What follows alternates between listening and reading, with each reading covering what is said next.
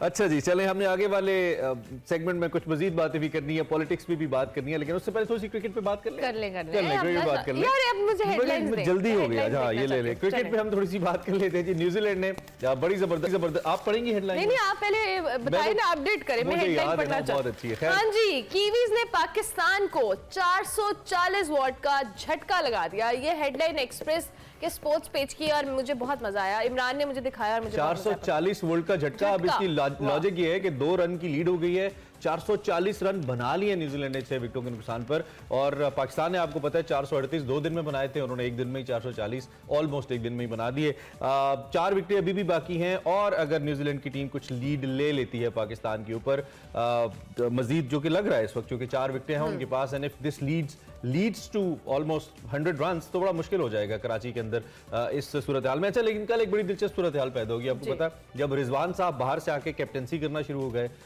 जी, वो क्योंकि खेलने एक मुतबादिल खिलाड़ी के तौर पे फील्डिंग करने आए और फिर कैप्टनसी की, तो उसमें मैच जो इंतजामिया थी, मैच रेफरीज थे, उनको इंटरफेयर करना पड़ा कि बाहर से आया हुआ खिलाड़ी कप्तानी नहीं कर सकता।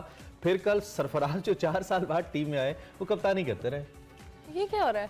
ये पाकिस्तान में क्रिकेट हो रही है। खैर, ये जबरदस्त तनाज़ा है जी, और जो मैनेजमेंट है उसको कानून का ही नहीं पता था। बाबर आजम भी कल, अगर हम बात करें तो फ्लू का शिकार हुए, तो फील्ड करने ना आए, और मोहम्मद रिजवान मुतबादिल खिलाड़ी की हैसियत से मैदान में, जैसे आपने मेंशन किया। चलिए, क्रिकेट पे इन डिटेल हमने आगे जाके बात करनी है, लेकिन एक बड़ी इंटरेस्टिंग खबर थी मुत्तहिदा अरब अमारात के हवाले से, और वो ये खबर थी कि पिछले कुछ दिनों में हम देख रहे थे कि लोगों को जो वर्क फ्रॉम होम है और सरकारी मुलाजमीन के लिए अपना कारोबार स्टार्ट करना जो है, उसके लिए बड़ा एक इंटरेस्टिंग उन्होंने स्कीम ने कि आधे साल की जो तनख्वाह है उसके साथ साथ 1 साल की छुट्टी देगी।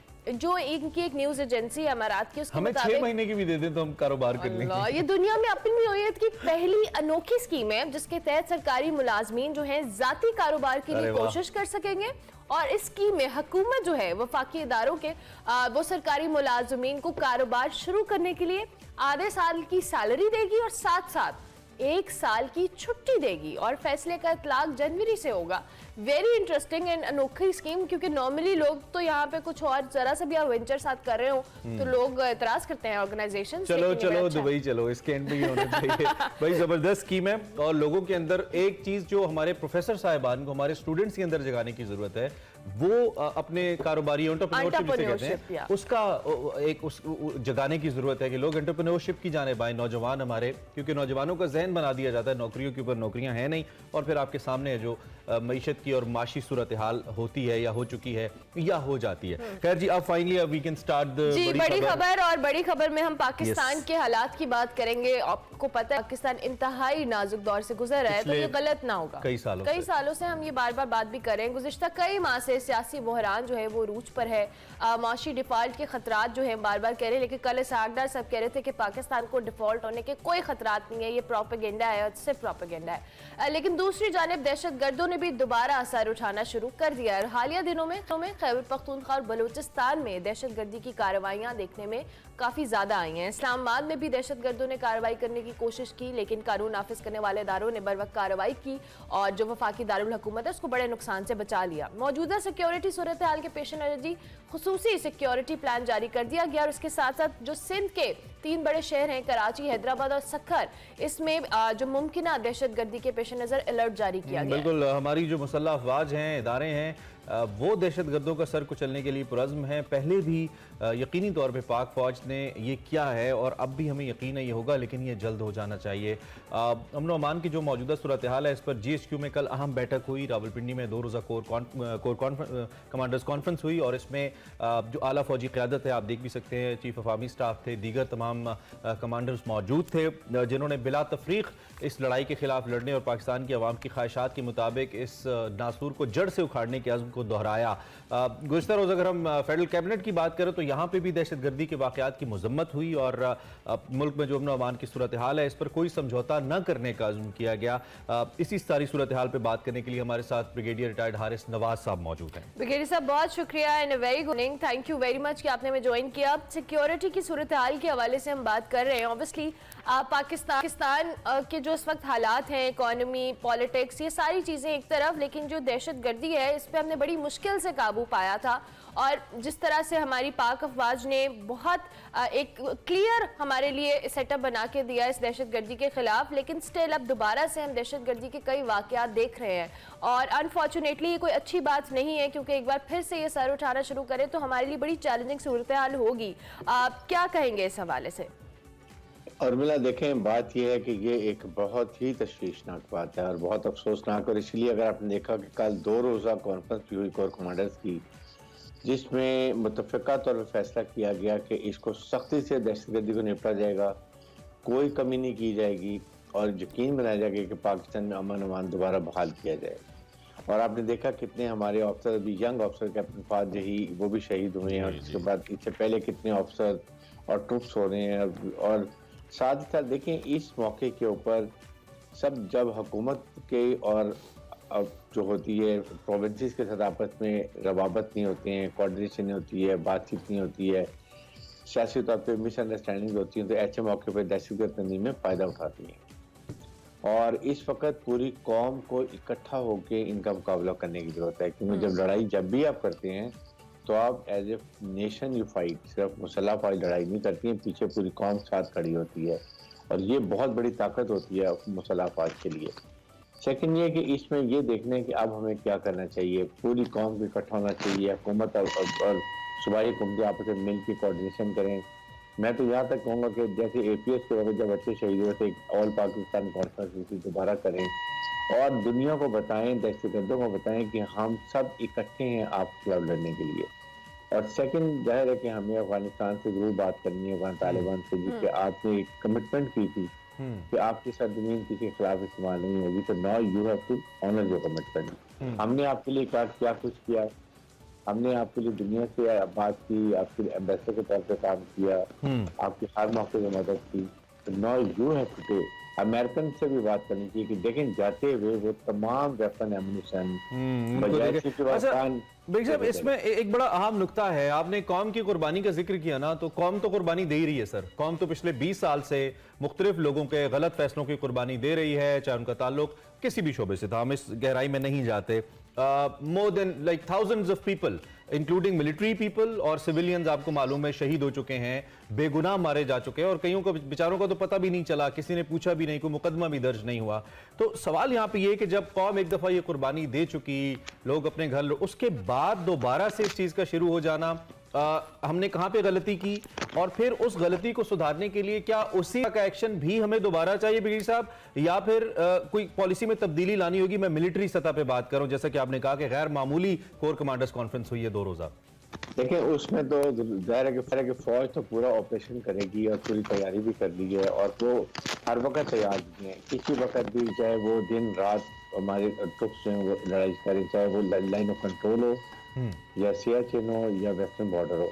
लेकिन इसके साथ देखना ये है कि इस वक्त हमें बड़ी प्लान करके इनके खिलाफ ऑपरेशन करने है, क्योंकि जब मुज़ाकरात इनसे हुए हैं और उसके बाद फिर चेंज ऑफ गवर्नमेंट हुई है, तो उसका इन्होंने फायदा उठाया है, दोबारा अपने वेपन जो अमेरिकन के था लेके इन्होंने ऑपरेशन शुरू कर दिए। बलोचिस्तान में आपने देखा कि BLA BF ने भी TTP के ज्वाइन करने की बात की, तो ये एक बड़ी सीरियस सिचुएशन है, क्योंकि बलोचिस्तान हमारे लिए सबसे प्रायोरिटी नंबर 1 है।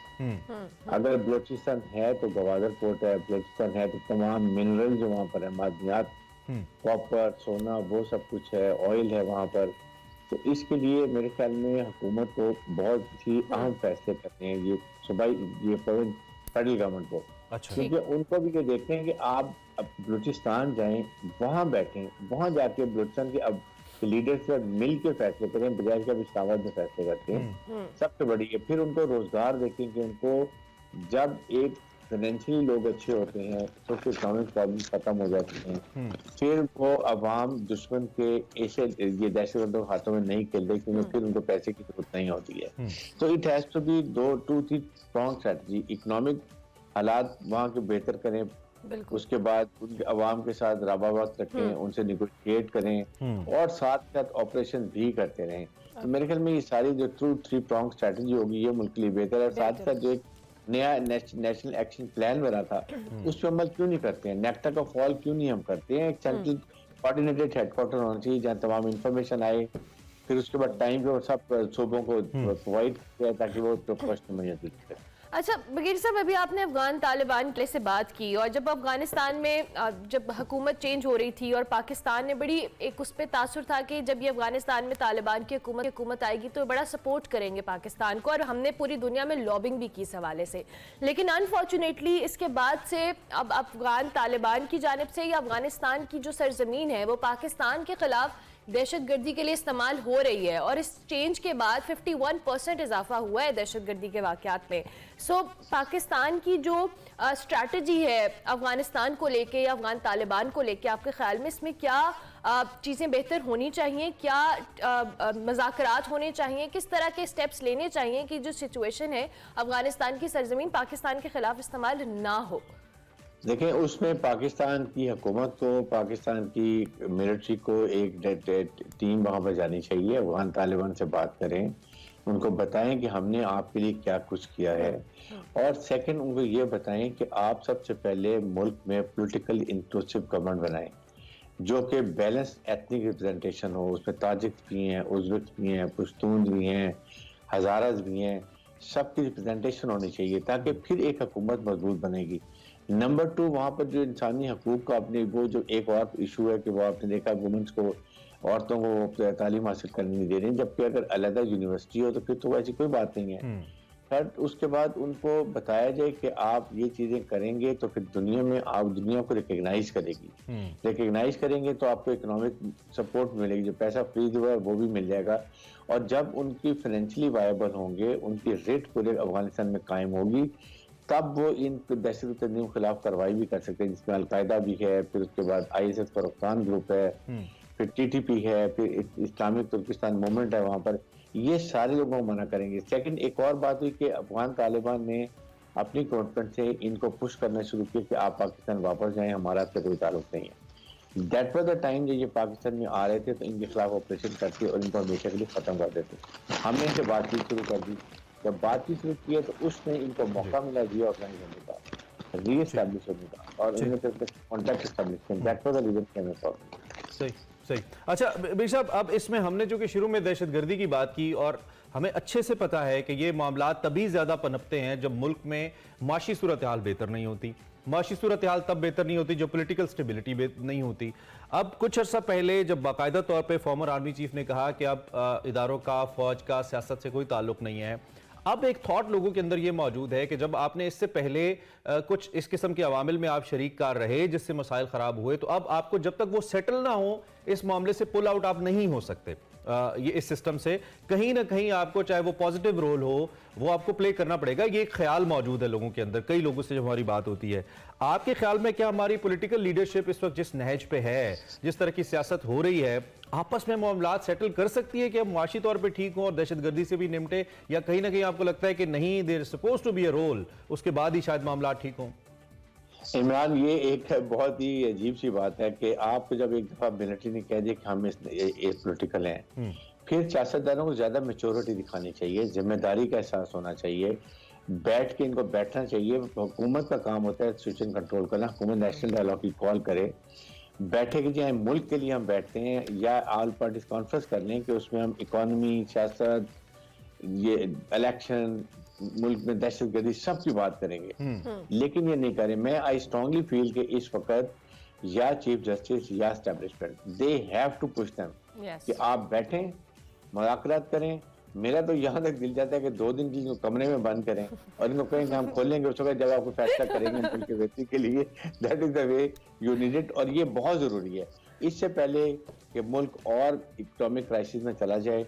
I think, I am sure कि एस्टेब्लिशमेंट इसको बड़ी गहरी नजर से देख भी रही होगी और अनकरीब कोई ना कोई फैसला किया जाए। और आपको लगता है कि मुस्तकबिल करीब में ऐसी कोई मूव हो सकती है, क्योंकि बहरहाल आपका ताल्लुक भी रहा है और रवाबित भी होते ही हैं इंसान के, तो कोई ऐसी अपडेट, कोई ऐसी न्यूज़ को खबर? देखें, ये किसी हालत में भी मुसल्लह फौज पाकिस्तान की हिफाजत की, सोवरेनिटी की जिम्मेदार है, और अगर वो देखते हैं कि मुल्क इस तरफ जा रहा है जहां तबाही की तरफ जा रहा है और ये आपस में लड़ाई झगड़े कर रहे हैं, then they will have to come in, they will have to make them sit, और इसको पुश किया जाए कि आप फैसले करें और कौम को आगाह करें कि अगले 1 साल में किस वक्त हुकूमत डिसॉल्व होनी है, किस वक्त असेंबली रिजॉल्व होनी है, किस वक्त इलेक्शन होने हैं, कब नई हुकूमत बननी है, और उसके बाद मुल्क का क्या हालात। और अनसर्टेनिटी जो है ना, गैर यकीनी, लेकिन ब्रिगेडियर साहब का आइडिया बहुत अच्छा था कि ये कमरे में बंद करके जब तक इस पॉइंट पे ना आए तब तक आप ऐसे करिए जैसे मुल्क की तारीख में कभी हुआ ही नहीं है। Thank you very much, thank you. चूंकि हमारे साथ ब्रिगेडियर हारिस नवाज साहब मौजूद थे जो कि अपनी राय भी दे रहे थे और उनका तज्जिया भी था। अफगानिस्तान की सूरत हाल बहुत अच्छी नहीं है। पाकिस्तान ने बड़ा अच्छा रोल प्ले किया पीस कीपिंग के लिए इस रीजन में, सपोर्ट किया अमेरिका को भी और तालिबान को भी कि वहाँ पे एक बेहतर गवर्नमेंट बने, लेकिन अब पाकिस्तान के लिए सूरत हाल चैलेंजिंग हो रही है। अल्लाह करे निकले। हम इससे बात करते रहेंगे। ब्रेक लेते हैं, ब्रेक के बाद वापस आएंगे।